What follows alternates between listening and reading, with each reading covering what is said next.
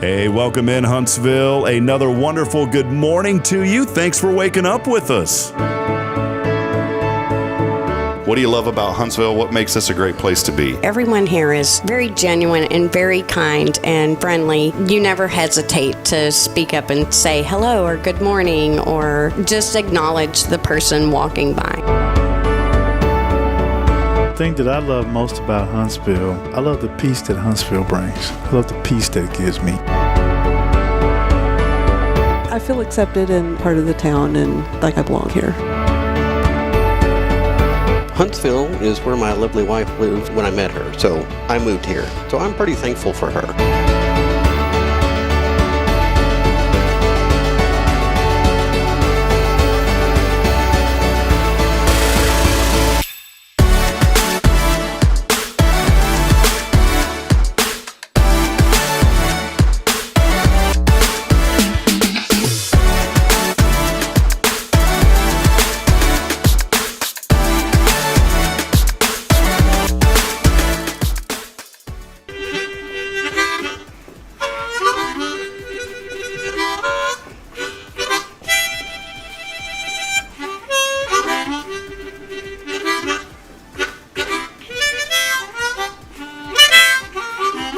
All right.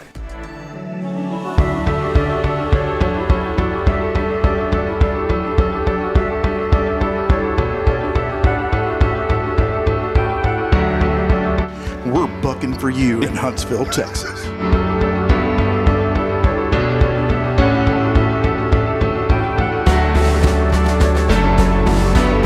Hello, I'm Billy Coppin with Sam Houston Memorial Funeral Home. Hey, it's Kay Boning with Tomorrow's Promise Montessori Schools. Good morning, Huntsville. Good morning.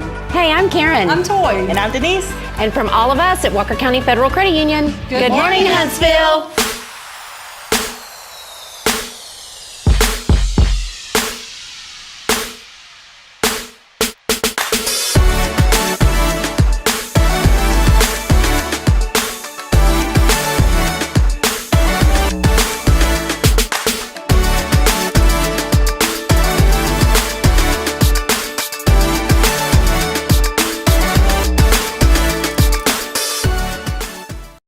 Hustle Town. All right, love it. Yeah, man, long time coming. Haven't worn my Astros gear in a long time, Hey, Jason. you're seeing it going to a game today, right? Yes, sir. I'm wearing swim trunks. Can you tell? Can No. you tell these are trunks? No, so you just gave yourself away. Yeah. I asked Bridget, I said, can I wear these? She goes, as long as you don't wear the swim shirt with it. I don't have a whole lot of short. I'm not a short guy too Yeah. much.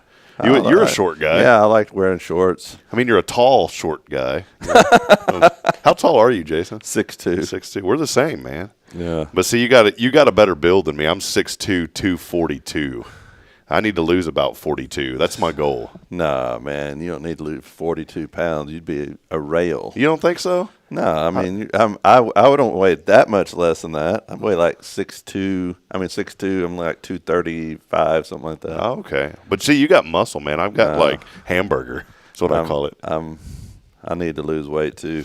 I was talking to a doctor back in the day. You know, I think I told you the story. I got pancreatitis back in the day, and normally, best way to lose weight, huh? Oh man, you go on a clear liquid protein diet. I mean, clear liquids, and for 2.5 months. And I remember, goodness, Coach Hooten, the former Sam Houston basketball coach, was worried about me because he saw me, and he's like, "Hey man, are you sick or something?" And I said, "No, sir. Why?" And he goes, I'm not trying to startle you, but you look like you've lost a ton of weight. Mm-hmm. I said, yeah, man, I've been dropping like 10 pounds a week. That's how quick it started coming off. And it even kind of worried me. And I started noticing my fingertips look like grapes. Or no, not grapes, raisins. Mm-hmm. And I was worried about that. And it was because I was losing so much, water weight so fast, but then just other weights. But normally pancreatitis is from excessive alcohol, those kind of things, but I didn't drink anything. It was just something in my body that had told my pancreas enough is enough. It's probably the McDonald's every day, you know? And I was worried sick about it. This was before I was, involved here at the church, and we know many people who have had pancreatic cancer, and that's a scary thing. My great uncle passed away from that. Wow. And we know Dr. Jones, who the Lord healed him of that, and his story is just unbelievable what the Lord has done in his life. But I was worried about that. and because I was having a pain kind of in the center of my chest, and it was a weird pain. It felt like it was behind stuff. I don't know how to describe it. And so I went, and they did the whole, scan and all that. And no, you're fine. They said, but you've got a little pancreatitis, and normally you're in the hospital from that. Well, they didn't put me in the hospital because my lipase levels weren't like critically high. They were high, but not critically high. Right. And so he said, immediately you need to go on a clear liquid protein diet. I said, they make protein clear? He goes, yeah, it's disgusting, but have at it. And my, what is the other ones? There's other enzymes like when you get a full blood count that get thrown off, and triglycerides. Oh yeah. Because I was always, so that was always off the scale, and that was from eating bad. And I'm going to tell you, after 2.5 months, I went back and got blood work. I was down to 202, which is the lowest I'd been since high school probably. But I felt great. Yeah. And I want to get back to that point. Well, what you said really happened to me in a way as far as losing weight, because several years ago I felt like, man, I need to lose some weight. I was getting close to 250, and had gained weight slowly over time. Clothes didn't fit right, and so I decided, no, I'm gonna start trying to lose weight. So I went on I started working out first of all. And I did a lot of cardio and stuff like that. And I bought one of those elliptical machines, and I was going on it, and I didn't lose a lot of weight, and I just couldn't lose weight, and so I quit working out as much, and I started really watching what I was eating. And I was eating. I went on that keto diet, really limited the amount of carbs and sugars that I drank or ate and stuff like that. And boy, I lost weight quick. And it just shows you how much, even if you're working out, a lot of times working out just causes you to eat more. And if you're eating bad, unhealthy, then you're going to continue just eat more unhealthy. You know what I'm saying? And so when I got on that, and I realized how much what you eat affects your weight. If in my body, I learned that carbs are really my enemy. If I could limit the carbs and sugars that I eat, I can really control my weight. Well, that's what happened from the pancreatitis. My body went into ketosis, and that's why it was just going. It like falls off of you. Right. And he even told me, he goes, yeah, you've got a bunch of ketones or something. So that sounds like a band. Ketones. Catch a tone, ketone. There was some group that used to say that. Catch a tone. You remember that? I don't know who it is or what it is. But anyways, it was peeling off of me, and I took a picture, and it popped up in my memories the other day. I said, man, I want to get back to that. Yeah, you don't need to go back to pancreatitis to get the weight off, though. No, not at all.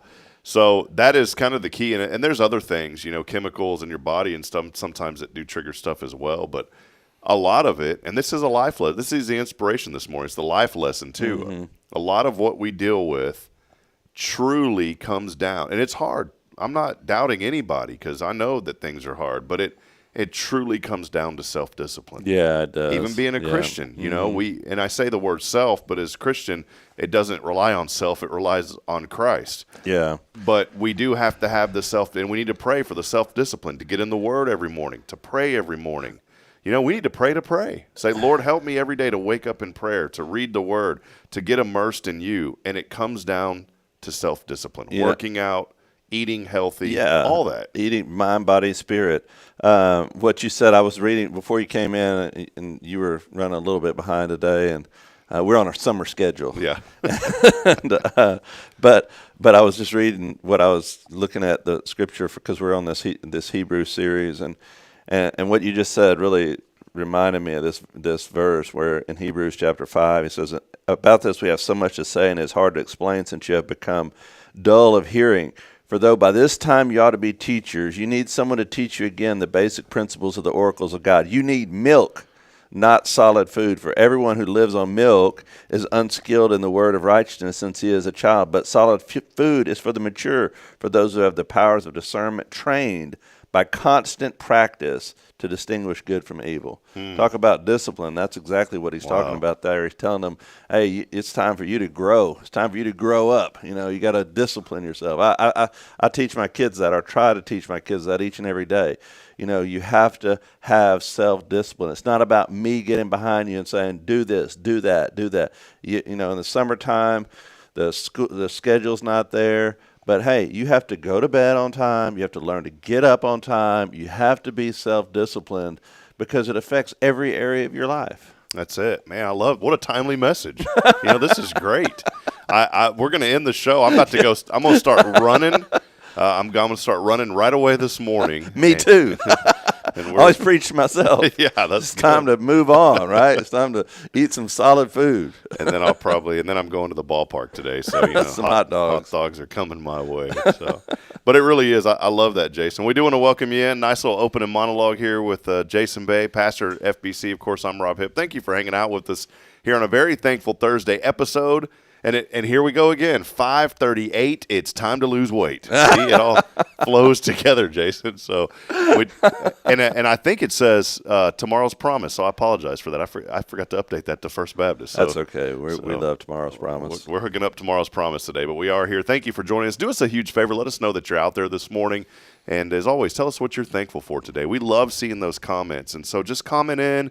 You can say hello. You can say I'm thankful for another day. Comment that in, and we'll get to those in a little bit. Many of you also may be joining us on my personal Facebook feed. Facebook has once again this last week changed up the way they do things, and I can no longer make my personal one public whenever we go live, which makes absolutely no sense. I've put in an email to Facebook. I'll hear back from them in 2029. Yes. But people are on my personal feed. We don't get to see those comments anymore through our restream, so I have to monitor those individually, but we do want to welcome all of you in. I know also a good friend of ours, Clyde Law. He joins us every day on LinkedIn. His wife Stacy is the director over at the senior center here. Yes. Who's also over Meals on Wheels program. That's a wonderful program. Yep. And she said, Clyde watches you guys every morning. And I went back because I don't see a lot on LinkedIn. And sure enough, he does. He comments every day. That's awesome. So Clyde, we want to give you a special shout out as well. You talk about just a wonderful man. Clyde, I got to know him through Rotary years ago when I first moved to Huntsville. And he had faced medical challenges, dealing with the bout of cancer. And the Lord has worked miraculously in his life as well. And Clyde and Stacy are just two tremendous people. A lot of great people here at Huntsville, and they're two of the best as well. But we are here again. Thankful Thursday, First Baptist Church. More information is online at fbchuntsville.org. Jason, it's been a while. I wanted to highlight this briefly. What an incredible week last week. Over 100 children were here, kids, 50-plus volunteers, maybe even close to 100 came to help out.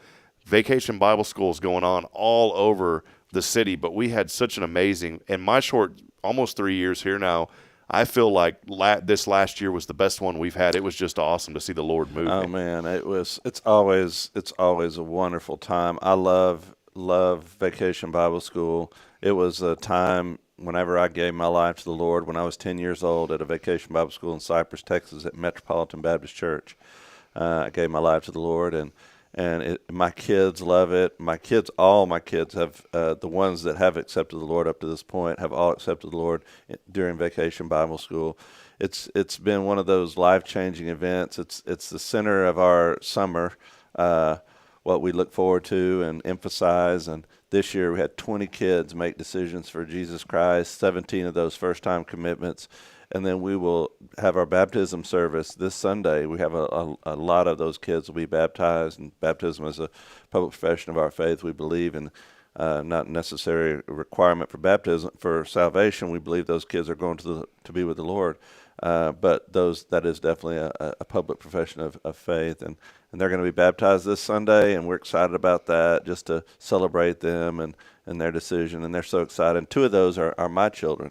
And I'll tell you, I was emotional on Sunday. My kids weren't able to be here because my mother was sick, and so they were watching from home. And when they said, "Daddy, we saw you crying up there," when I was talking about them, because it is so emotional to when your children come to know the Lord and they begin to understand what faith is, and they begin to understand what Jesus did for them, and they make that decision. It's so emotional being able to baptize your children and see them grow in the Lord. And I know you'll get to experience that one day. Yeah, when you were talking about that, honestly, like I teared up, man. It's one of those, I won't say rare because it happens a little bit, but I don't tear up a whole lot. But it seems like now that I have children, I tear up quite a bit because I think of my kids. I think of them all the time whenever I hear. And so when you were up there, my first thought was praise God. Amen. Two more for the kingdom. Yes, that's right. My second thought was, how cool is it for you as a Yeah, dad? I know it. And we don't put pressure on them. We don't emphasize it at home during the week of vacation Bible school. We'll talk about it, making a decision for Christ or whatever. But we really want it to be their decision. We don't want it to be pressure from mom and dad to make a decision. We want and it's a hard decision, especially for the two, especially one of the two that made decisions is really shy and really reserved. And so when she makes a decision, it takes a lot for her to say, hey, I want to know Christ. I want to accept him. And so we were really proud for her and we had a great weekend celebrating her and week and both of them. And we're so thankful to be a part of First Baptist. I mentioned that on Sunday. Over the 10 years that I've been here, this church, Kim's family is in Dallas, and her mother and dad passed away several years ago, and all we have is my mother, who lives by us, but my dad passed away. First Baptist Church has literally become our family, and we just love it, love the people here. They've been so good to us, and we just love our kids having that family. And my older boys are in College Station, but just about every Sunday they want to be in church here because it's their family. Yeah, it's a great place to be. And, when we're here on a Thursday and we talk about this, we know that that's coming across to many of you. Many of you are watching that don't have a church home, and we want to invite you to come here. Mm-hmm. It's a judgment-free zone. Yeah, it's just a place, and that's why we kind of started saying the Harbor of Hope. And I say every Sunday morning, it's a Harbor of Hope because we believe that true hope is found through Jesus Christ. Amen.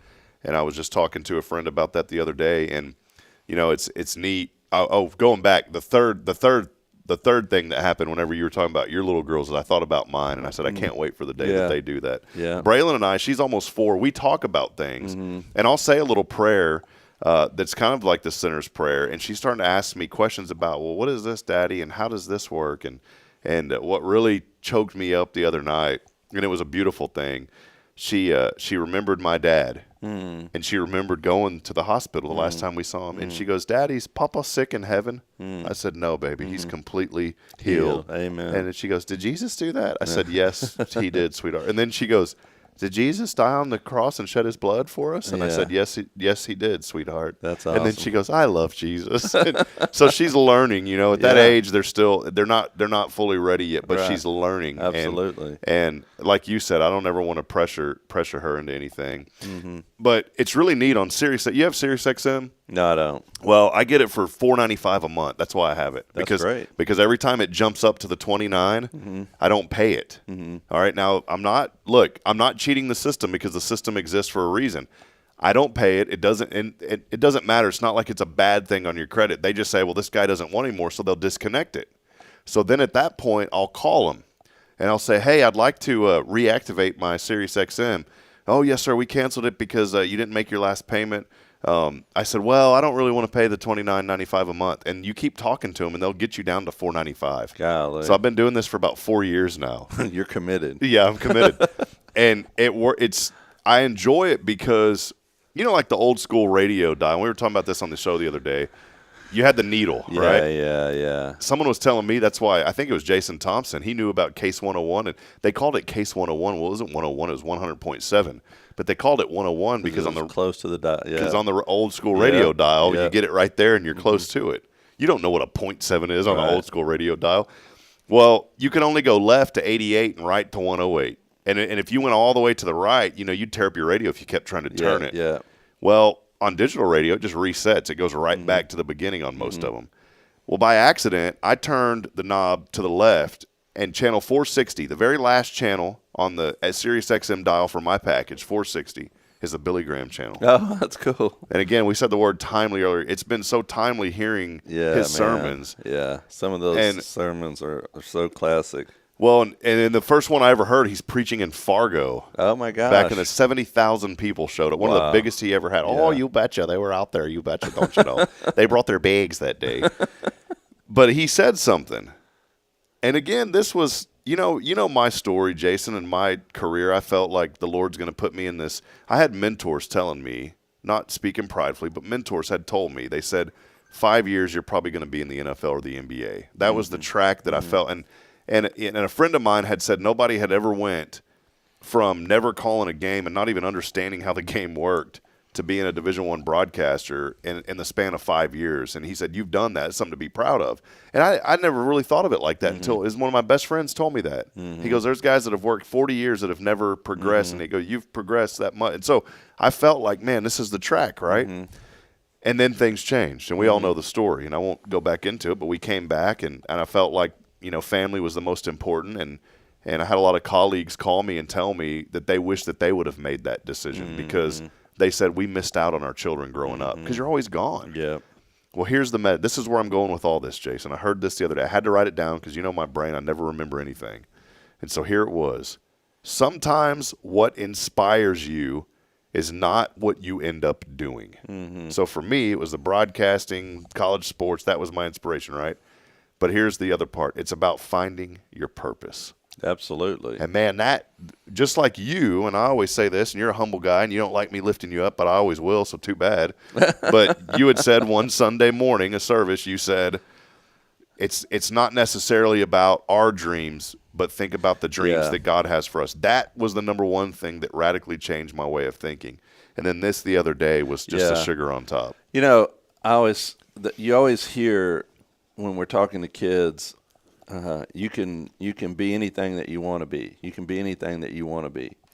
And that's kind of a lie because you can't be anything that you want to be. Now, I'm not talking about like being an animal or something. I'm just talking about like if you wanted to be a basketball star or a football star and you weren't made to do that. Then you're not going to be one. You can't be one, and you're going to find, or like you see these people on American Idol. They used to that they don't show the really bad ones much anymore, but they get up there and they want to be a famous pop star or whatever, but they get up there and they can't sing.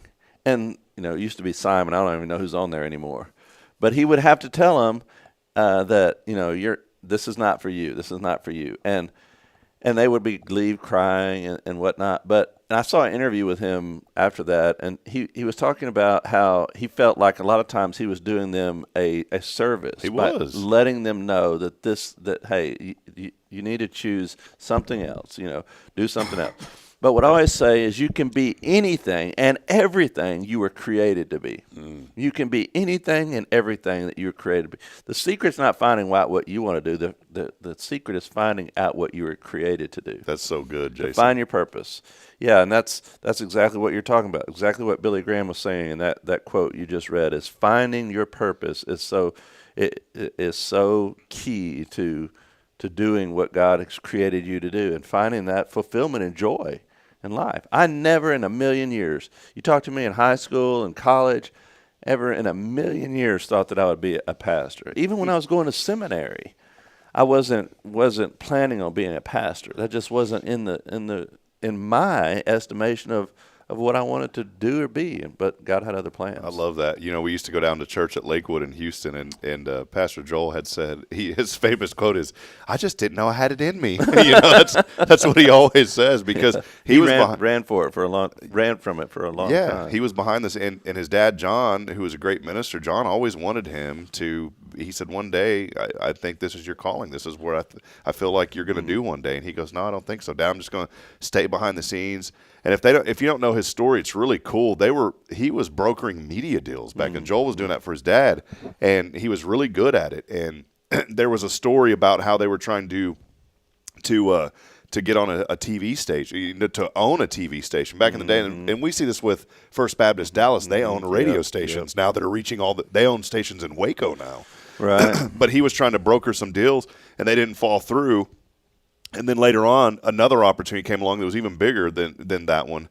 And after John had passed away in '99, they went a year with trying to find a pastor, and then they finally came to the decision that hey, Joel's going to do this, and it was kind of neat though because that was the first thing he said. I just didn't know I had it in me, and I think whatever you think about him and whatever, I put that aside.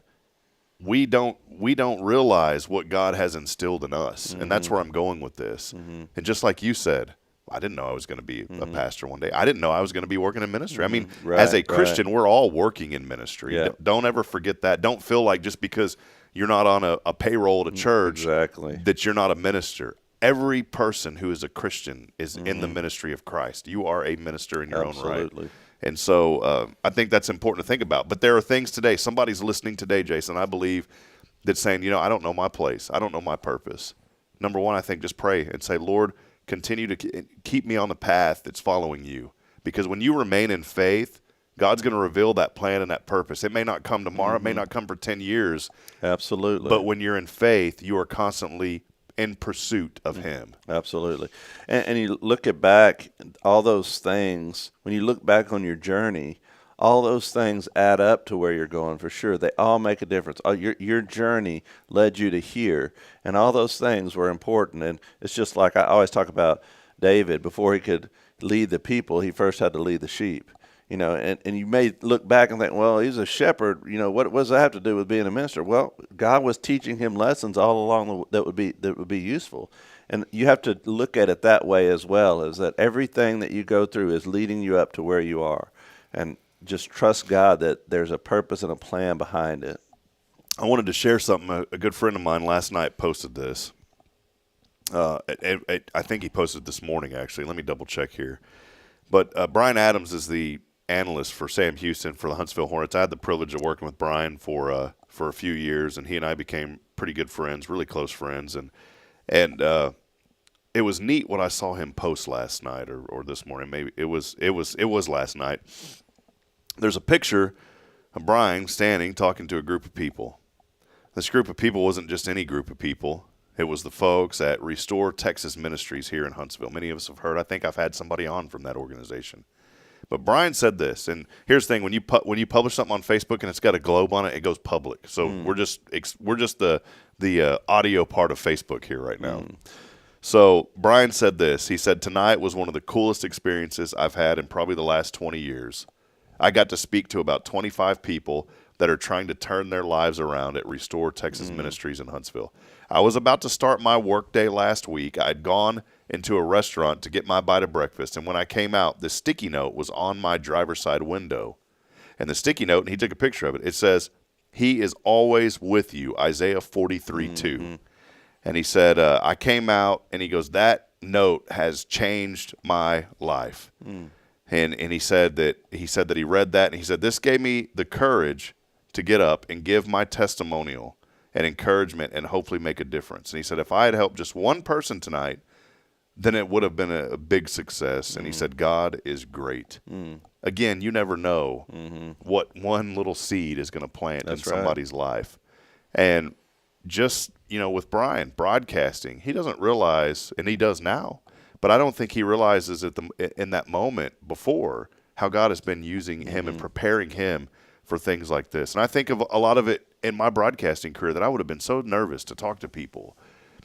But God puts these things in your life for a reason. And I want to encourage you that if you lived your entire life and you brought one person to the Lord, heaven's rejoicing. Amen. You don't have to bring millions of people to the Lord. If your whole mission in life was to encourage somebody, maybe there's somebody that's been in your life for 50 years that you've been praying for.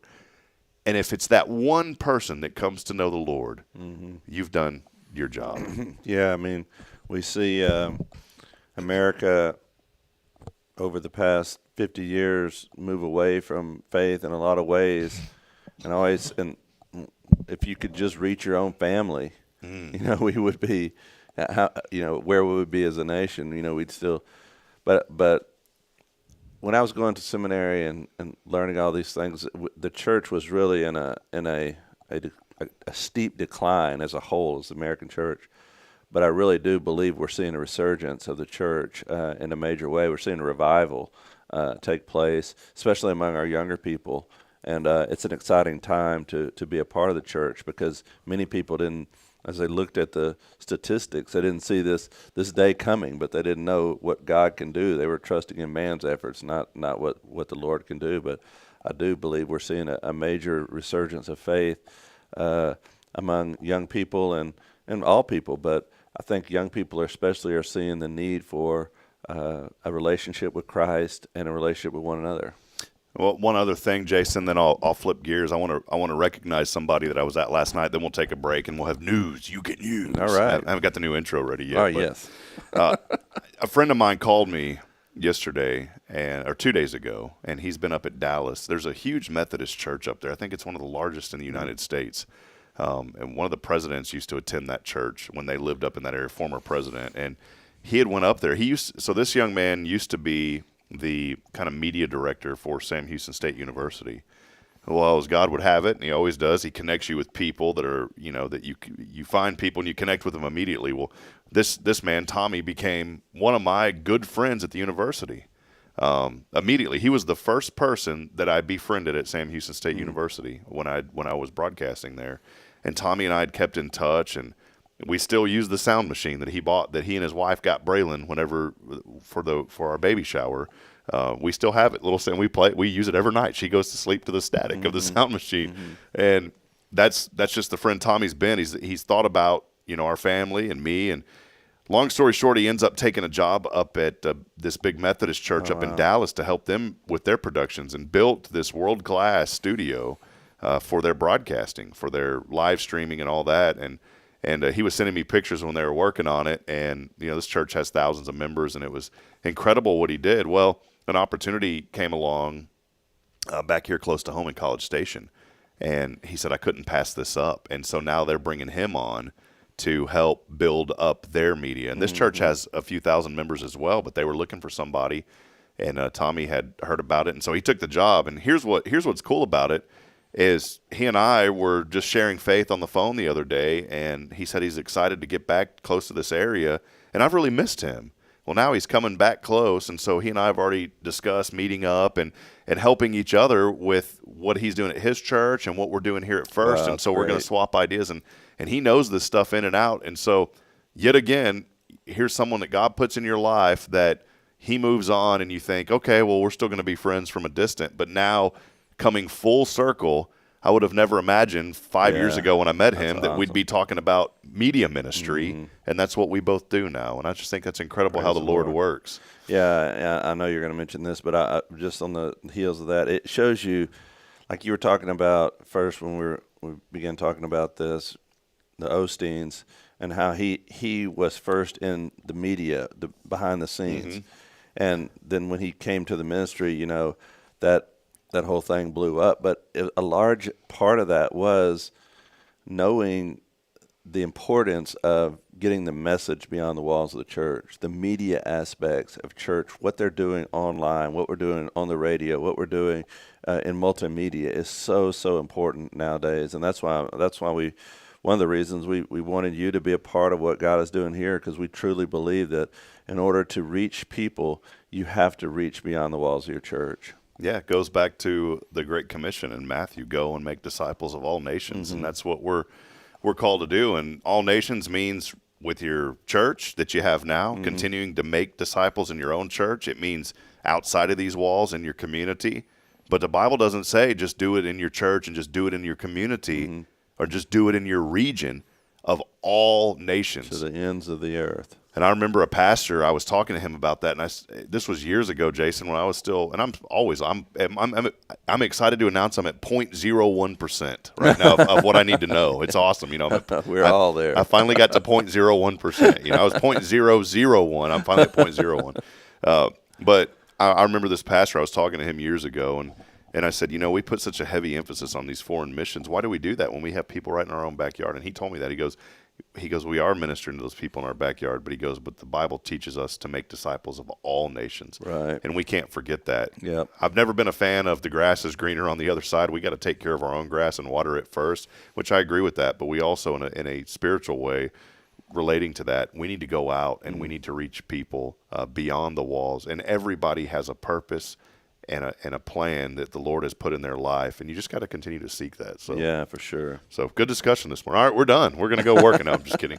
Well, hey, I wanted to switch gears, and then we're going to take a break. I was very blessed last night. I've been a Rotarian now for, goodness, what am I, 41? 20 years, Jason. I've been in the Rotary Club. It's been an amazing organization, a big influence in my life.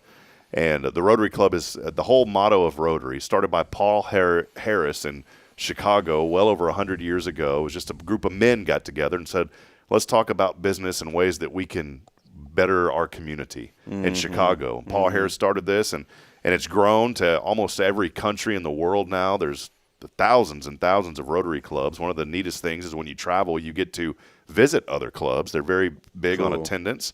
And when you walk in, it's just like walking into, if you're a Baptist church and you walk into another Baptist church, it's kind of like you feel like, hey, I'm right at home. Well, the same thing with Rotary. And once a year, we go through a change of directors, like a lot of organizations. Some of them, board members will stay on for, 3-year terms. But every year they rotate off and on. And once a year, we have an installation of a new president, new vice president, all these things. But last night, we got to celebrate the installation of our new Huntsville Rotary Club president. This is a person who is a friend of this program, been a friend of mine since I came to Huntsville. And I wanted to give a very public shout out and a congratulations to that man in the middle right there. That is none other than our county commissioner, Precinct 3, Bill Doggett, our new Huntsville Rotary Club president for the next year. And that's his beautiful wife, Deborah, there to the right. And on the left is David Stanley, another great man that's been in this community for many, many years. But Bill, his motto has always been, let's just make things one thing better each day in Huntsville. Mm-hmm. And he made that same promise to the Rotary, and I know that he is going to do exceptionally well. Yeah, and Rotary Club does do so much for our community and gives back in so many different ways. I'm on the board there at the Care Center of Huntsville. I know they just helped the Care Center as well, and they were overjoyed with the donation they made to the Care Center, but not just the Care Center. I know they give back to every nonprofit organization in the community and work hard to make Huntsville better. Yeah, so that's right. And big shout out again. Thank you to Bill Doggett. He constantly joins this program. He's been a guest on this program numerous times, and I know he's going to do a great thing. And I can't just say thank you to Bill without saying a huge thank you to Michelle Spencer. She is with the Boys and Girls Club. She has been our president for the past year. And we've saw, and nothing on any previous presidents, they've all been great, but under Michelle's leadership, we have an event called Wine Quest. That event brought in over $100,000 this year. Vance Howard matched. The club raised, I think, $52,000. Vance said he'll match it up to $200,000. So he tossed in another $50,000. And so over $100,000 was raised through that event this year. Rotary was able to give back to over 15 nonprofits here in this community. And Michelle has done a phenomenal job. And so I just wanted to say thank you to Michelle as well for her leadership and now kind of passing the torch, which is always a fun thing. So we're going to take a brief break. And, hey, you know what I'm going to give away today? More Cat Cafe gift certificates. Cat Cafe is right down the road from us here. Yeah. That's our friend over there, Miss Elizabeth Floor. She used to own Pita Pit back. You remember the Pita Pit back in the day? That was her business. Well, she's got the Cat Cafe now. She's had this for many years. And it's over in the old courthouse jail. You know that old building down the slope. Well, right down the slope over there, Jason. That's where she's at. Really cool building. And we got $20 coming your way today. Some coffee. There's all sorts of treats in there. And all you have to do is text in the keyword heat. Heat. We're not talking Miami Heat because I've never been a fan of that team because they were so good back in the day. We're talking summer heat. Yeah, they stacked it, didn't they? Stack it up. Yeah, they back in the day. What was up with those guys? Yeah, LeBron, Shaq. Yeah, LeBron was LeBron. Did he play? He never got to play with Shaq though, did he? No. But remember the decision, all that.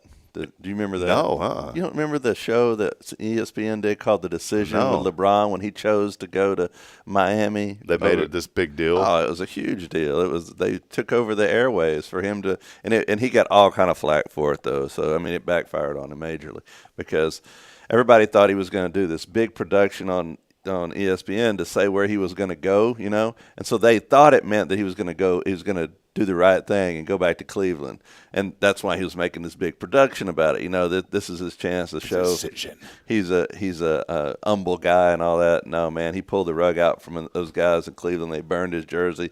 I do remember this to Miami. The Heat with Bosch and Dwayne Wade. And I was thinking of who else was there, and it was Dwayne Wade. It kind of reminded me like Babyface. He was a good player. Yeah, and then they at the press conference he said, we're going to win 4, 5, 6 championships. Remember that? I think they won 1. Yeah. Man, and I do want to say before we take a break, text in HEAT, by the way, with your name. The number's 936-339-0139. Maybe you're watching or listening on Spirit Radio FM for the first time, or maybe you've never texted in. Today's the day to do it. You'll win this $20 gift certificate. Yes. Again, HEAT is the keyword, 936-339-0139. 0139. Jason, before we take that break, I'm going to come back just for a brief moment. I was so confident that somebody was going to San Antonio that I'd started sending you the rumor mill big time, and it did not happen. Yeah. I heard about this. And after I started thinking about it, I was very happy because I said, you know what? We're building for the future like we always have. Yeah, they gave up a lot. Houston got for what, 2 years of success, and then they're going to be back to the bottom of the barrel. Kevin Durant. They got Kevin Durant, traded away a lot of assets to get him. We'll see. I mean, they've made their team better, I think, but in the short term. But hey, the big news in the basketball front is what happened last night. Cooper Flag going to Dallas, my team, and we'll see. Man, that Dallas just hit the lottery literally. They got an A+ rating. We got the number 2 pick in San Antonio. I forget the young man's name, but they gave him a B rating. Oh, really? But that's okay because we've had guys like Manu Ginobili and Tony Parker that nobody ever knew who they were. Nowhere. That's right. Same way with Caruso. You know, he was an Aggie. He went to the developmental league.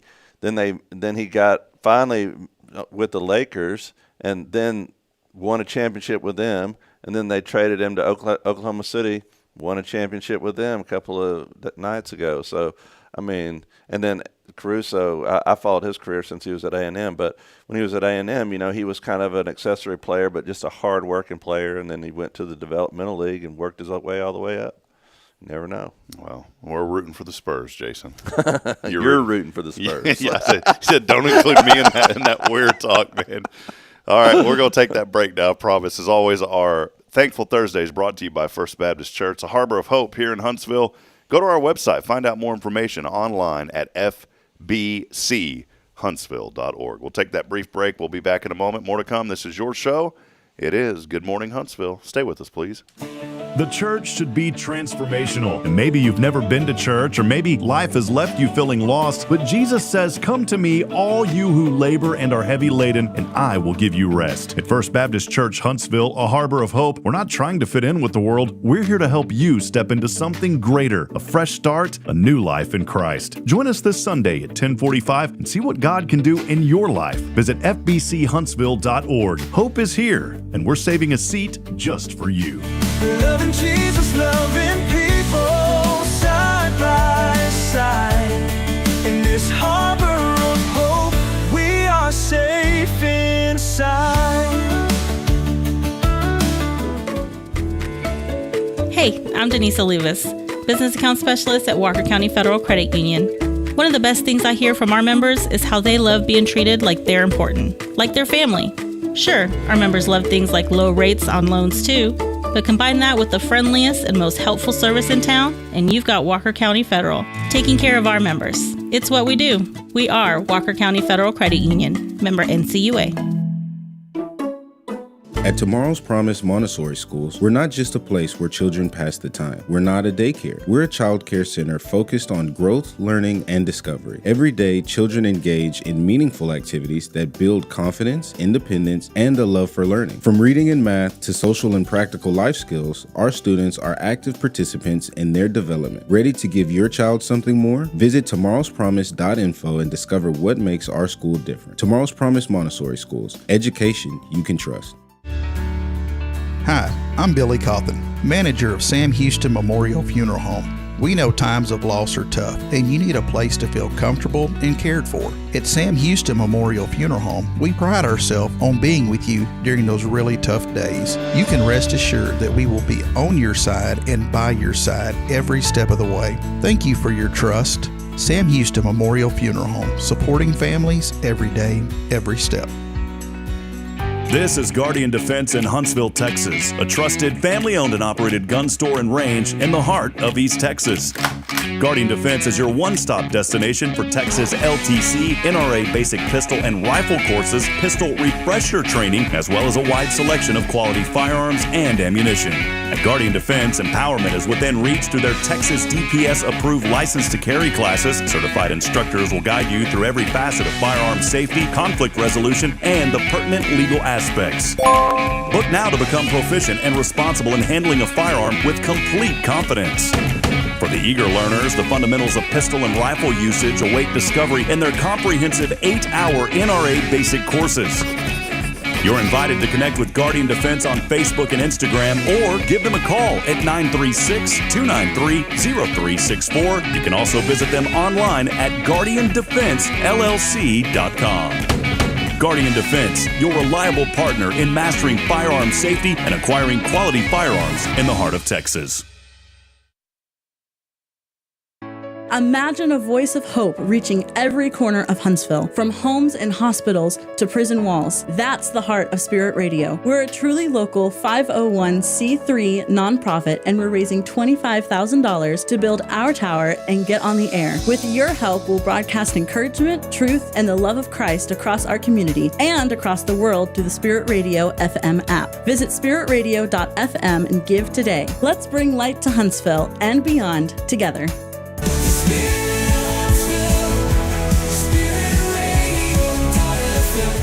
This is KHSP LP, Huntsville, Texas, the spirit of Huntsville. This is Jason Bay, the pastor at First Baptist Church, Huntsville, and you're listening to Spirit Radio, the spirit of Huntsville. The spirit of Huntsville, spiritradio.fm. And now.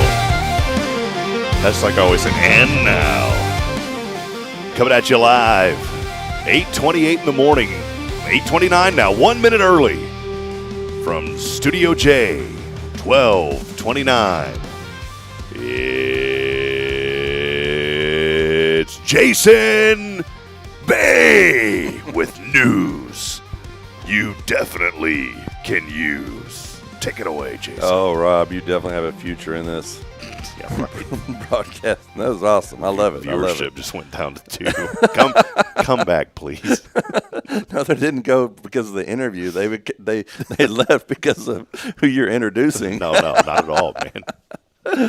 All right. Well, I do have some news you can use, and it's been a while, Rob, and it's going to be a while. I hate to tell you, because next week we're going on a family vacation, and then the week after that, the next 2 weeks I'll be out. So. I'll be listening, though, or I could remote in, whatever you'd rather me do. I can call in and give you some news from the beach, maybe. But I want to give you a couple of articles today that you can use. The Air Jordan 40s are releasing soon. Do you remember the original Michael Air Jordans back in your day? Were they the black shoes with the word Air that were on them? Yeah, yeah. And he signed with Nike instead of Adidas. Nike convinced him. If you watch the movie, it's awesome. Yeah, yeah. So the shoes this is the 40th year since the shoe was introduced. Wow. And I remember back in the day, people were losing their life over those shoes. Remember that? Like kids were getting shot over trying to get the Air Jordans and stuff, and they've kind of made a resurgence in the last few years. They were kind of going back to the classic look, But anyway, the 40s will be released July the 13th, I believe, is what the article said. They're set to price around $200. You know who will have them?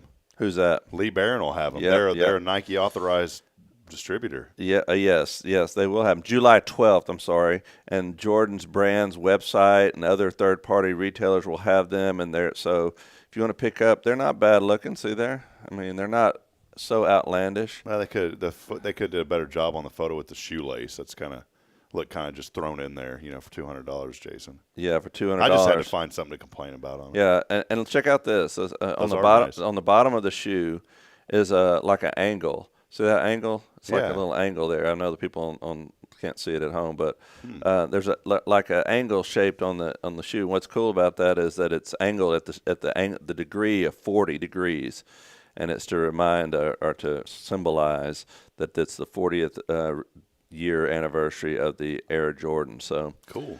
That's pretty cool. And it's using some new technology and the foam that's within the shoe. It'll be the first time that they've used this full type of full-length Zoom X foam is what they're calling it. So, Did Jordan have the pumps back in the day? Who came out with the pumps? I think that was Reebok. You remember that? Yeah, I do. I had me a pair. You pumped it up on the and everybody was like, "Hey man, are you pumping up your shoes? Pump it up." Yeah, that was. I'm going to show these real quick, Jason, because you'd had the pictures there. Yeah, there it is, right there. Just wanted to show these to the folks.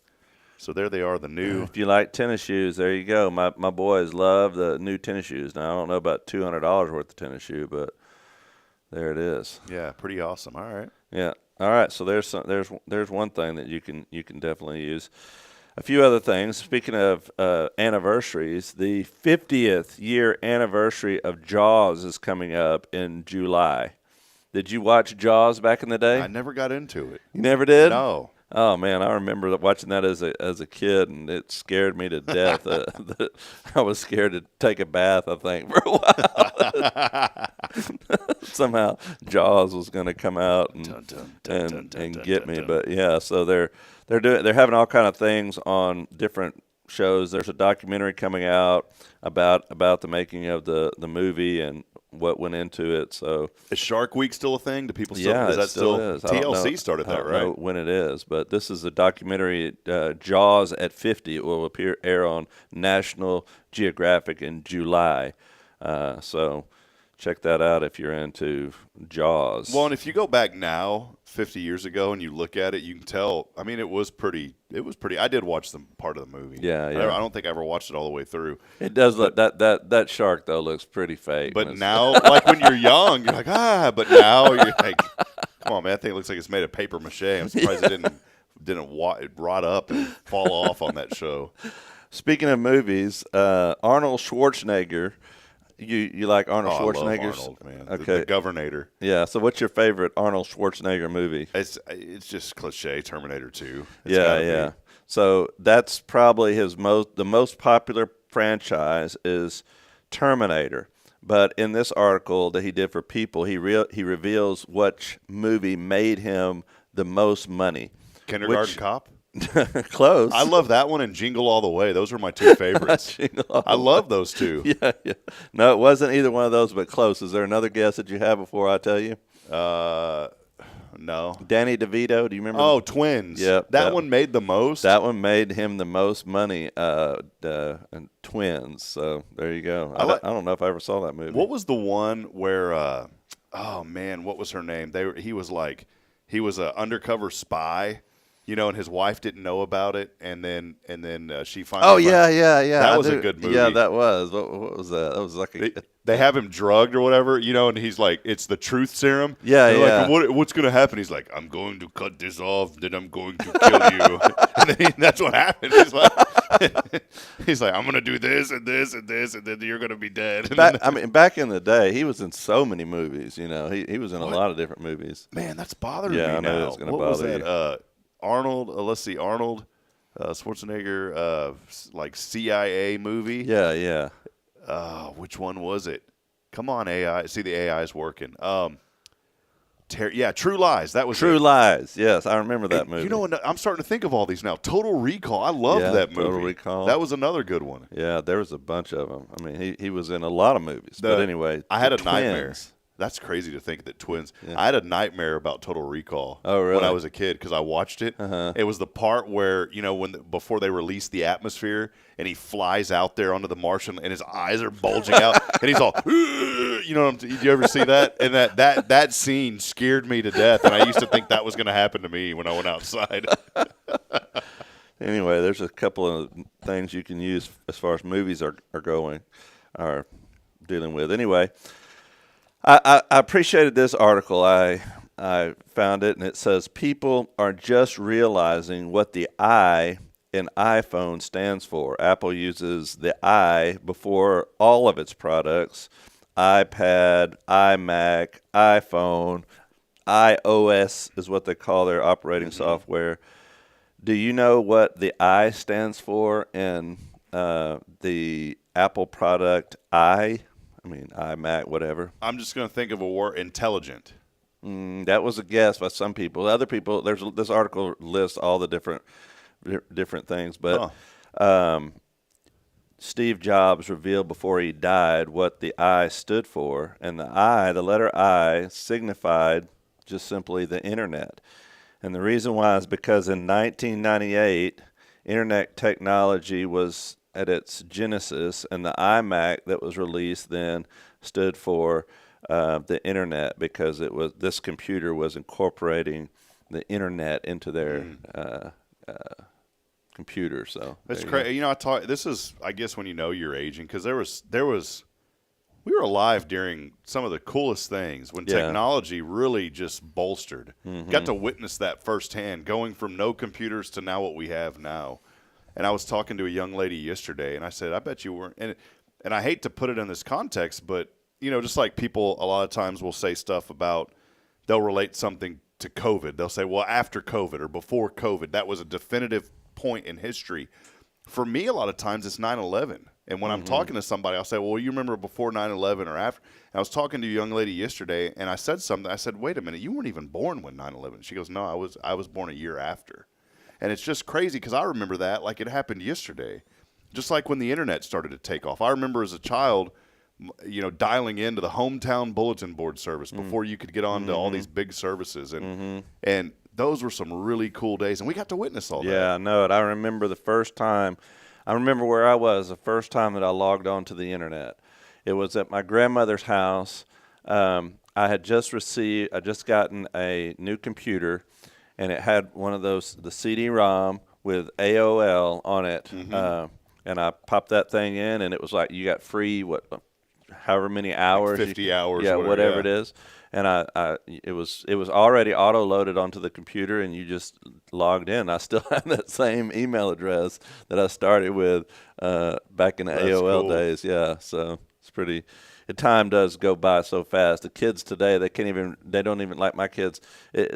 Think about it. They never grew up in a time where the internet didn't exist. I just can't imagine have that. all that technology at their fingertips just in an instant. It's unbelievable. I remember my mother, she had the encyclopedias, World Book. Yeah, we did too, man. And I'd have to go to that thing when I did homework, and it was, and they sent you, you buy the whole, and then every year you'd pay. See, that's how they get you. You get the annual, so they'd renew it every year. Yeah, you got the whole encyclopedia set, and then you got the annuals, the every year, like the atlas. It would tell you whatever was going on. And those were really useful. I mean, I used the heck out of those back in the day. We would interested in something, you go pick it up and look in there and find it out. And even phone books back in the day, everybody had a phone book. You look through phone books to find somebody's number or yellow pages, and now none of that stuff ever is even exist anymore. My dad, his name was Charles, but in the phone book they couldn't fit it in there, so it said Hip Chaz. So all the time growing up, I'd say, "What's up, Chaz?" Like, that's not my name. He was so angry. He told the phone company, like, y'all need to get that fixed. And then I guess they all, one phone book copied the other, so all the phone books said Chaz in it. What's up, Chaz? Well, I know how much you like fast food hamburgers. And so recently, if you've gone to any of the local fast food hamburger places, you've probably noticed this new phenomenon with the smash burger. Have you tried one of those? I've heard of them, but I haven't. Yeah, so In-N-Out Burger made this kind of famous, the way that they cook their hamburgers. It's a smash style, and some people out there may like it. I really haven't got into it, but I know a lot of our places around here do it. And this article from All Recipes, by the way, it says the secret ingredient to fast food style smash burgers.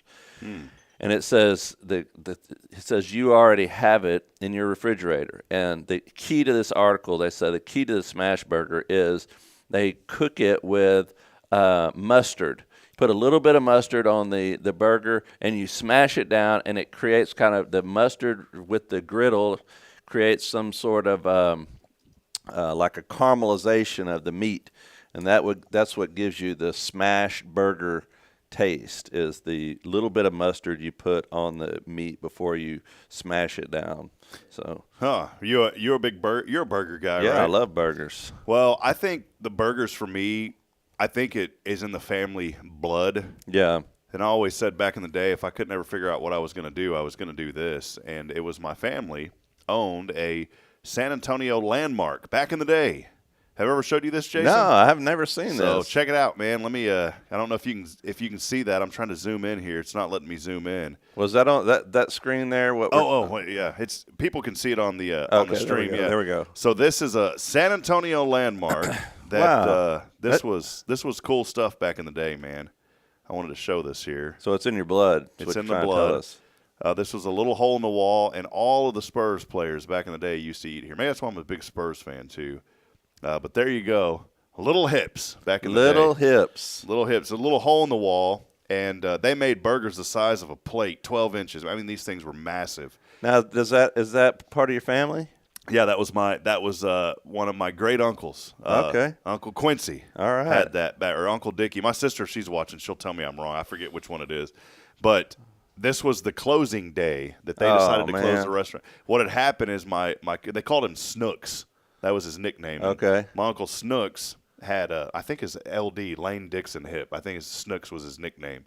But he had been diagnosed with cancer, and he said, I don't want this thing to carry on. I want it to die with me. And so they shut down Little Hips. But Jason, man, and now it's called Armadillo Burger. One of the cooks there kept the legacy alive, and it's called Armadillo Burger. And when you walk in and eat, and the outside doesn't look like much. When you walk in, they've got just all sorts of decorations in that place. It's really neat. Just car memorabilia, all stuff inside of that little shed. And they still make the burgers, and there's a paddle in there that still says Little Hips on it. And one of the neatest things about it, too, is you would order fries. Everything came out huge. They were doing the smash burger before the smash burger was smashed. Yeah, now everybody has it. You can get it at Sonic. You can get it wherever. I mean, it's if you like the smash burger, there you go. Try it at home with a little bit of mustard. Try Little Hips smash burger. That's right. A little bit of mustard, smash that sucker, and you got a caramelized patty right there. So you're going to have to try that this weekend. All right, Wall Street Journal has an article about that came out this week. Car carrier sinks in the Pacific after blaze on deck carrying EVs. I thought this was this huge, big old ship in the Pacific Ocean. It was a 60,000-ton cargo ship. Sank this week out because it was carrying a bunch of EVs. It's a 600-foot-long ship, had been adrift since June the 3rd when a fire broke out and forced the crew to abandon the vessel. The name of the ship was called the Morning Midas, and it was carrying 3,000 cars. Can you imagine that? Good night. It was about 800 electrical vehicles, and most of these vehicles were EVs that were manufactured in China and were bound for Mexico. Now, they don't know why the fire broke out, but most people are speculating that it's the lithium batteries used in these electric vehicles that are highly flammable. But all of these cars were sunk down into the bottom of the ocean. Can you imagine that insurance claim? And it's called what was it, Midas? Yeah, the Morning Midas. That's the name of the ship. Well, you know the motto, trust the Midas touch. You ain't trusting the Midas touch on that one, man. Yeah, no kidding. Can you imagine the loss there? Yeah. It's got to be those Temu trucks. Have you seen the electric Temu trucks? You can buy them for like $2,000. Have you seen them? No, I haven't. You can buy these little trucks for like $2,000. They're electric trucks. Oh, we need to get one. $2,000. We'll probably set everything on fire with that. Let's get that bad boy. Put an FBC logo on the side of it. We need it. It's the FBC wagon. All right. On the last thing that I wanted to share, I thought this was pretty cool because we've heard about these things, and this is some things that we can discuss. Let's see. These are fun facts that people have believed are true that are actually false. Now, I had to look some of these up because after I've heard them so long that I couldn't literally believe that they were false. But these are some pretty interesting things that are actually not true that people have said for years. One of them, I'm just going to list a few of them. Bats are blind. They're often thought to be blind because they hunt by echolocation. So they don't use their eyesight to hunt with, but bats can actually see quite well. So that's good to know, living here in Huntsville, right across, and also being at the church right across from the bat cave, where we see thousands of bats depart every night. 2 million. Yeah. Sometimes you think they're blind because I think maybe that got started because of the way they run into things just haphazardly. I mean, we've had dead ones laying out here by the front of the church on several occasions because they just smash into something. You hear we like to go see them, but I always thought they were blind. Never knew that, Jason. Yeah, well, there's a bunch of stuff on here. Here's another one. That we only use 10 to 30% of our brain capacity. You heard that before? I've heard that, yeah. Yeah, so the truth is we use 100%. The only way that got started was because we only use 10 to 30% of our brains for thinking and that sort of thing. The other part of our brain is used for stuff that maintains the way our body functions. So we don't usually think about using that part of the brain. So in a way, it's true, but it's not exactly. 90% of the body's functions are using for organ function, stuff like that. Yeah, like our heart beating. We can't tell our brain, hey, stop beating. It does it on its own. Mm-hmm, yeah. Mm-hmm. Just a couple of others that I thought were very interesting that I found out were false or that we thought were true. People say your hair grows back thicker if you shave. I've heard that. Yeah, it doesn't. It just looks thicker sometimes because of the stubble that you see there. So I have hair. Bridget got on to me when we went to the not the Galveston beach, the El Jardín beach. It's outside of Pasadena. It's only an hour 30 minutes from here. Oh wow! And yeah, it's pretty close. And I'm at the beach, I had my shirt off, and she starts laughing. I said, "What?" She goes, "You got hair growing on your back." I'm not a hairy guy, but now I'm getting to that age, Jason, where the hair is starting to grow between the shoulder blades. Mine too, brother. So I feel for you. So she's like, "Don't." She said, "I'm not going to shave that. I don't want it to grow back." And she said that. She's like, "It'll grow back even worse." Yeah. It's false, Bridget. Another one that's been highly spread, and each one of these, I think, they start off with a kernel of truth, and then it just kind of spreads. But you've probably heard this, and I've heard this a lot. The idea that local honey can treat or cure seasonal allergies. Yeah. You've heard that? Yeah, Jason Thompson's a beekeeper. We may need to ask him about this one. Yeah, well, I have bees also, and that was one of the big things, is that it can help treat seasonal allergies. But let me tell you how this started and where it got, because, local honey contains small amounts of pollen that the bees collect to make the honey, right? And so the thought is that by eating this honey regularly, you're being exposed to tiny doses of pollen. It becomes like a natural vaccine. Over time, this can desensitize your immune system to allergens and reduce your allergic reaction. But the only problem with that is most seasonal allergies are caused by wind-borne pollen, like trees, grass, and weed pollen.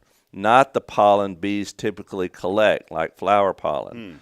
So even if the pollen does help you, it would only help you with those things that the flowers have, that type of pollen, not the trees and the grass and the weeds that most people are allergic to. I've heard that all the time, that bee, yeah. So if you see that label that says, "Oh, it's local, it'll help you with your allergies," debunked. Lies. Yeah, there you go. Right here on News You Can Use, we're solving the things that people are constantly struggling with here. One other one, you've heard the Jonestown Massacre. You remember the Jonestown Massacre? I've heard of it, but I never looked into it, but I've heard of it. Okay, but you've heard of the phrase, "Don't drink the Kool-Aid"? Yep. Okay, because they committed a mass suicide there, and the leader, Jim Jones, or I think that was his name, he was this preacher that took all these people out to, I can't remember the place now, but it was an island, and whenever the government started looking into it, that there was some abuse going on there, then he had them all commit suicide.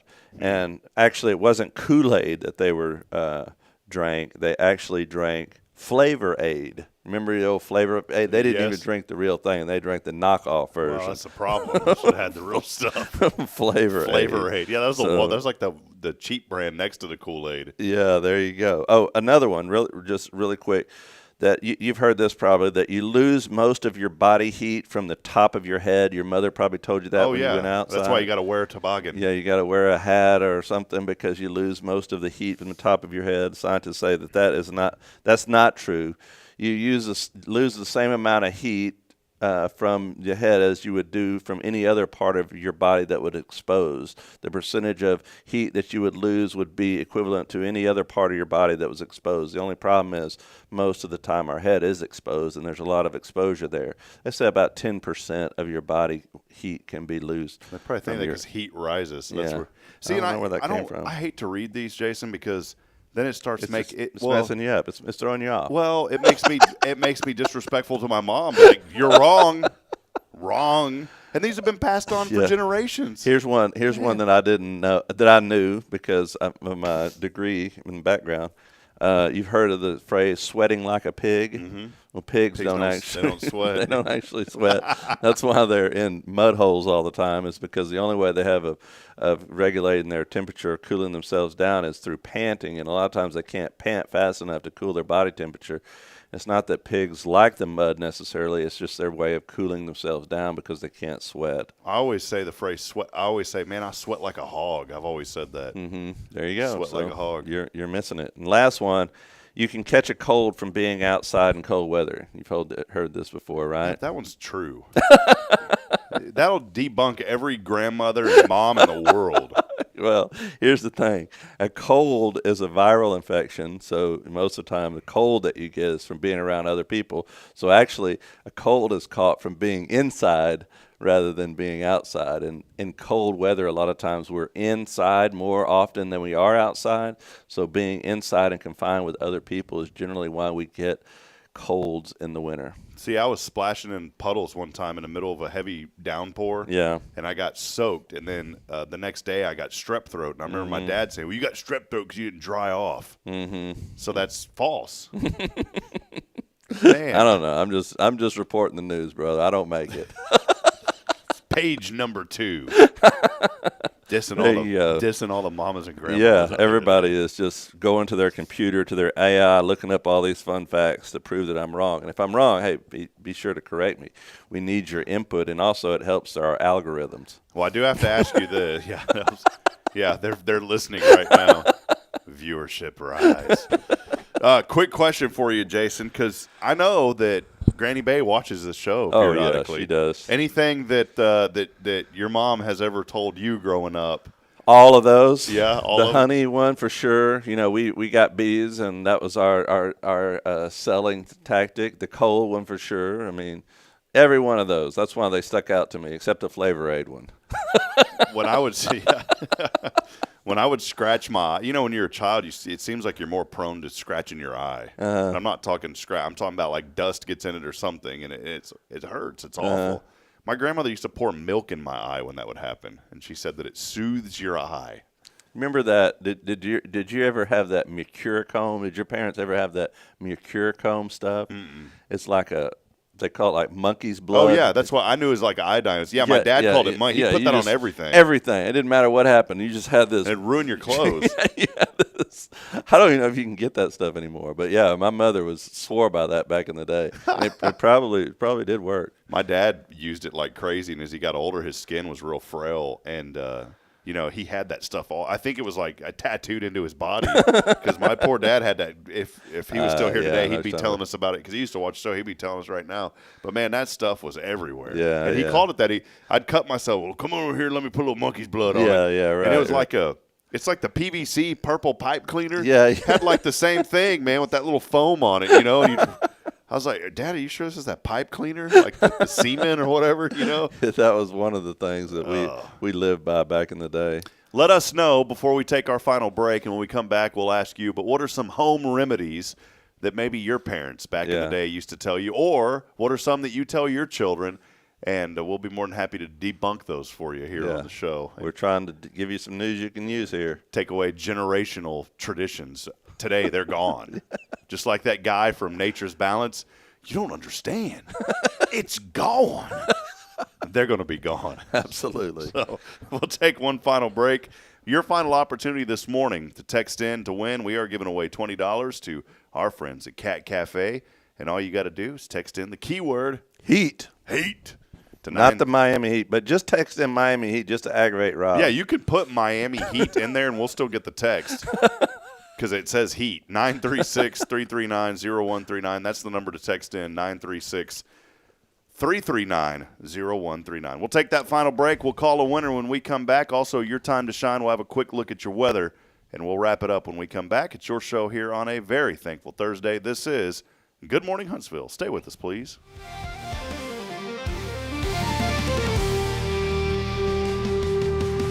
Hey friends, Rob Hipp, Media and Community Outreach Minister here at First Baptist Church, Huntsville. Let me ask you, when's the last time you felt real hope? Maybe it's been a while since you've been to church, or maybe you've never felt connected to a church at all. Well, friends, that's okay. Here at First Baptist, we're a harbor of hope, and we welcome everyone just as they are. We have programs throughout the week for all ages to come together, ask questions, grow in faith, and find the hope that only Jesus Christ can bring. Whether you're looking for a fresh start or a community to call home, we'd love for you to join us. Come experience something real. For more information, visit fbchuntsville.org. First Baptist Church, Huntsville, a harbor of hope. In this harbor of hope, we are safe inside.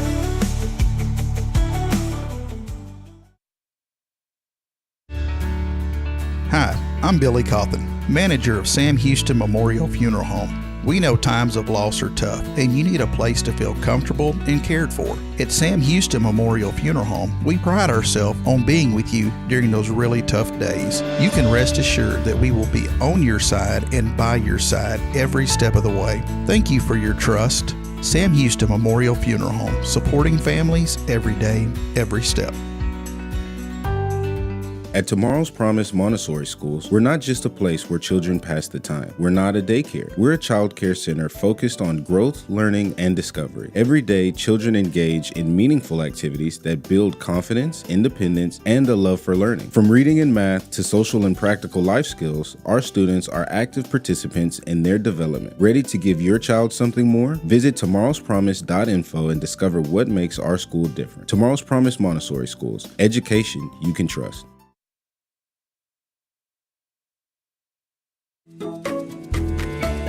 Hey, I'm Denise Olivas, Business Account Specialist at Walker County Federal Credit Union. One of the best things I hear from our members is how they love being treated like they're important, like their family. Sure, our members love things like low rates on loans too, but combine that with the friendliest and most helpful service in town, and you've got Walker County Federal, taking care of our members.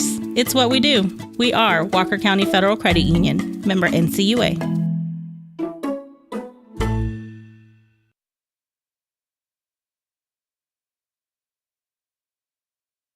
This is Guardian Defense in Huntsville, Texas, a trusted family-owned and operated gun store and range in the heart of East Texas. Guardian Defense is your one-stop destination for Texas LTC, NRA basic pistol and rifle courses, pistol refresher training, as well as a wide selection of quality firearms and ammunition. At Guardian Defense, empowerment is within reach through their Texas DPS-approved license to carry classes. Certified instructors will guide you through every facet of firearm safety, conflict resolution, and the pertinent legal aspects. Book now to become proficient and responsible in handling a firearm with complete confidence.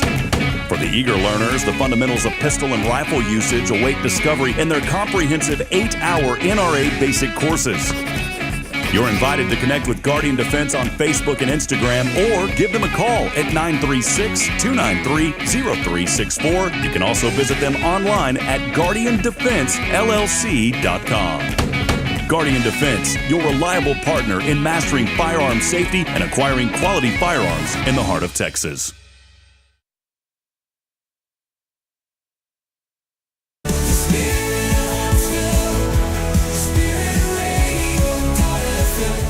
This is KHSP LP, Huntsville, Texas, the spirit of Huntsville.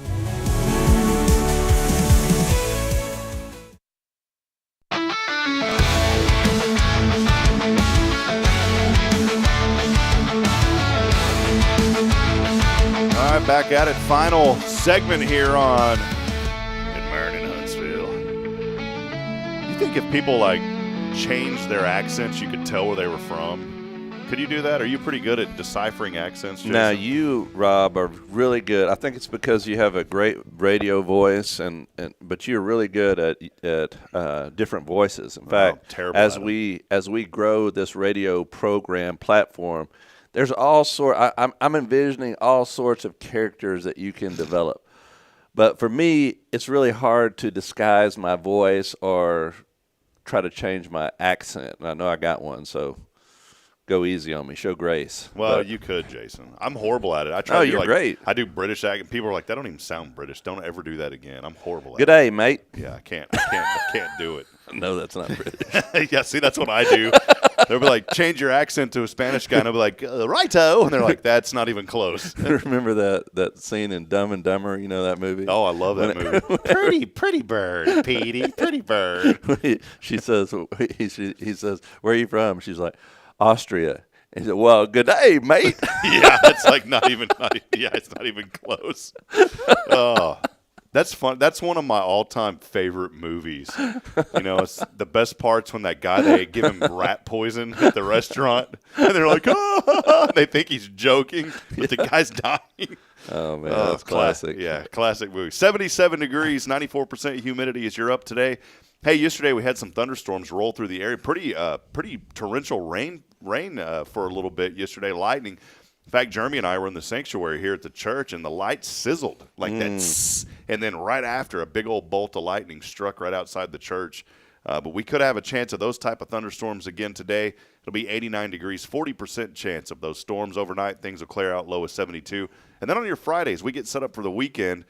It should be a nice Saturday. We'll have, or tomorrow, 90 degrees, 20% chance of showers. Then things clear out for Saturday, 90 and sunny, and a little bit of rain back in the forecast on Sunday. I think we're in that pattern, though, being so close to the Gulf that this time of the year you have those late afternoon thunderstorms that pop up from all that Gulf moisture. So I will say, man, we've been blessed this year because they're experiencing a great heat wave, you know, up in the deep south, but we haven't really had that bad of a temperatures. You know, I don't think we've had one day where it's been over 100 degrees.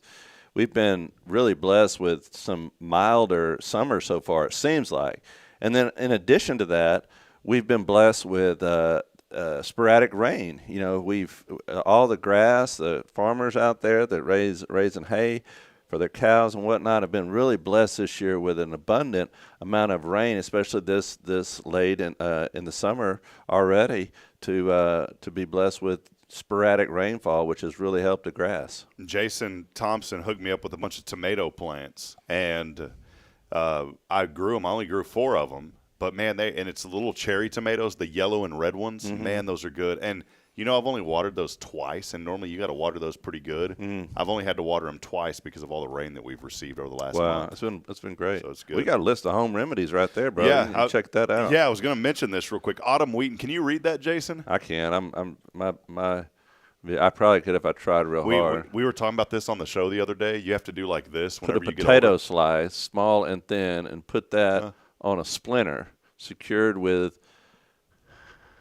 Band-Aid or tape to draw out the splinter. Also pour milk, sweet oil, or isopropyl alcohol in your ear if you had an earache.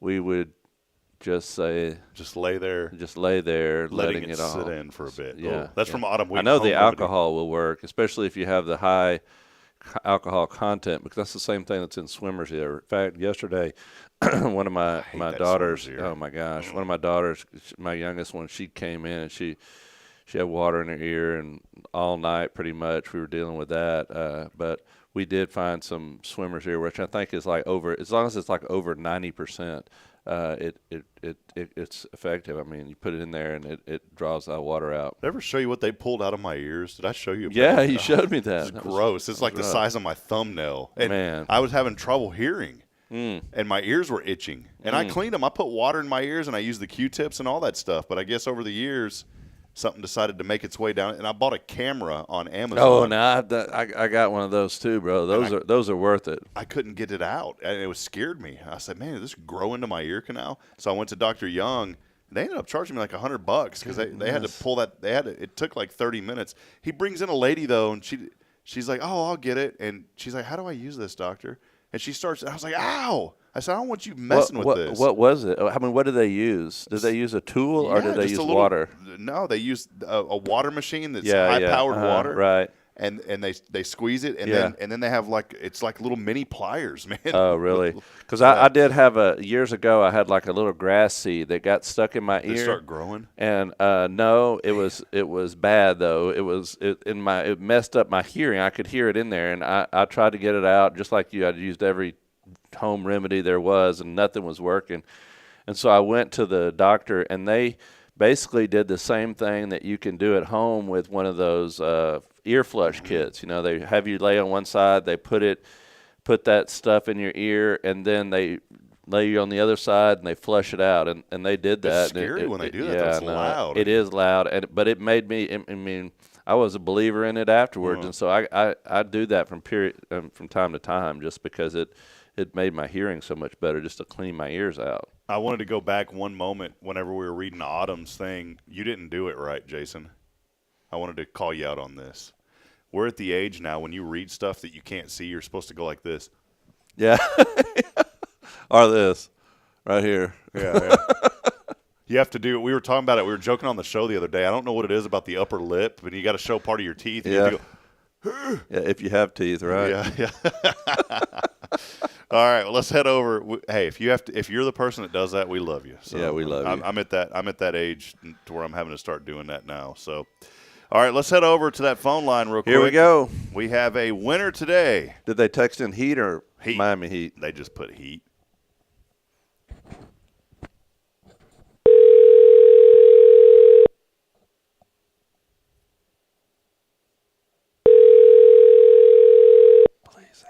Hello? Hey, Kay, how you doing?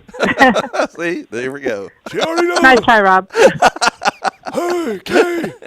See these voices? This is what I'm talking about. We got to name these characters. We can't ever do it. Kay, congrats. Hey, we're not giving away Cafe Texan today on your day that you win. But we're giving away the next best thing, Cat Cafe. How about that, Kay? Yes, Cat Cafe. I wanted to do Cat Cafe because it rhymes with K, and you're Kay, okay? Yeah.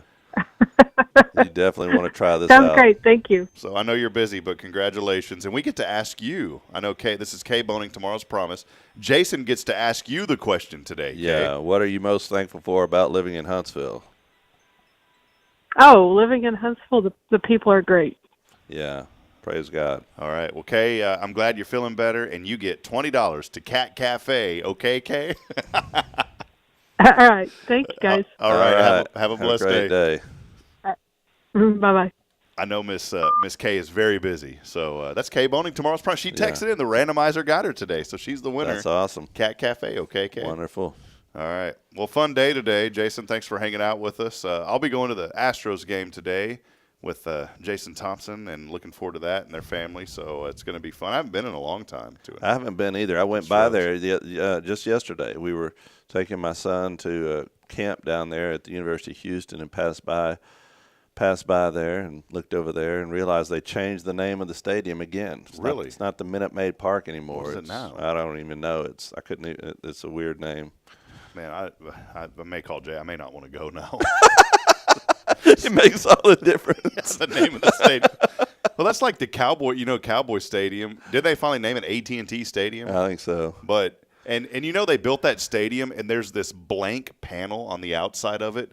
And they were supposed to put this huge screen, and they've never put it there yet. Really? Have you seen that? I'm no, talking about? I haven't been up there. I need to go to a game. I don't know if they may have changed it just back to Cowboy Stadium. I know that they're no, it's still AT&T it Stadium. Still is, yeah. Okay. But they designed a screen to put on the outside, and then they realized that people may just watch the screen. They never. You can't charge people money for that. This is it. Oh, I see it. I see it. They built this thing on purpose. With this screen that they've never, I don't think they've ever put it on there. Yeah, probably not. I mean, so I imagine people. Well, they got those standing room only tickets inside. You know what? That was nice. Is that play? I miss Texas Stadium. There was something on TV. That thing looked like a palace, and when you walked in there, it was the biggest hunk of junk you'd ever see. And I'm going to say that as a Cowboys fan. Yeah, you'd walk in, and look up, there's rust everywhere and falling apart. I haven't been to a game there or at the old stadium. I wish I could. I'd like to go see one of the games, but most of the time they're on Sundays. All right, if somebody out there on a Monday night football game, you got a little extra cash. Now, probably throw in 4 of them for us. Yeah, let's Rob and I. No, 4. We'll get Noah to go also. Jeremiah, would they like it? Noah and Elijah would love it. Jeremiah wouldn't, though. Jeremiah would. He loves basketball, though. He's a basketball guy. Yeah. Gotcha. He loves basketball. In fact, he was hooked on the draft last night. Watching the draft. You know you love basketball if you can watch the basketball draft. I was thinking of that. What was that little Bow Wow? Remember that? They're playing basketball all around the world. Remember that? Yeah. I think the basketball dribbled up and down the court. It's like that's the dumbest song I've ever heard. When I was a kid, I loved that song. Yeah, that was great. Well, hey, that'll wrap it up. Hey, we'd love to have you. Jason's continuing the Hebrews series here on Sunday. Maybe real briefly before we go, just kind of let folks know what that series has been about and what we can expect this Sunday. Oh, it's been such a blessing. That just going through that book is there's so much theology in there, but it's essentially is talking about the supremacy of Jesus in our lives, and that's what we'll be talking about this week as well. As I mentioned, that verse that we talked about a little bit, going on to the more to developing your relationship with Christ, not staying in the elementary things, but developing your relationship with Christ. That growth process of becoming a Christian, not just knowing Christ, but growing in relationship with Him, will be what we focus on this week. That Jesus is our high priest. He mentions that in chapter 5, which will be in this Sunday. But we're excited about going through the book together, and it's a wonderful book. And if you want to learn something a little more in depth about how the Old Testament relates to the New Testament, study the book of Hebrews. And we're studying the book of Hebrews all summer. Come and be a part. 10:45 on Sunday. Jason will get you out of here by noon. That's right. Come be a part of it. And in fact, Sundays are so great. I'm so thankful, like you said, to be here, Jason, that I don't want to leave on Sunday. I just want to hang out. We had a great lunch last week after the VBS. The FLC was completely packed. And as I was looking, and the numbers aren't important. What's important is people coming to know the Lord and their relationship with Christ. But I will say, as I looked out upon that congregation, a lot of families were here, parents of the VBS children. That was one of the busiest Sundays we've had since Easter. I think we had like 260-something folks here, which was great. It was great. It was a good day. Well, that'll wrap it up, friends. Thank you. Thanks to Kay Boning. And, hey, a big thank you to Joshua Mashi, who is back from Lebanon. He's back there running the cameras for us today, so we're so glad that Joshua is back. Yeah, you need to get him on here and interview him. Do him instead of me next week. Maybe we'll do that. That's a great idea because he's got a lot to share, and we appreciate Josh very much. For Jason Bay, I'm Rob Hipp, reminding you this morning that we're not strong enough alone to make it on our own. We're really not. We need each other. So please provide a word of encouragement, lend a hand of support. I promise somebody out there this morning needs you. We'll see you on Sunday. We'll also see you tomorrow morning right back here with Billy Cawthon. Terry Coleman joins the show as well, our real estate expert here on Hello Huntsville. Until then, good morning, Huntsville, and God bless. We'll see you later. See you, Jason. All right.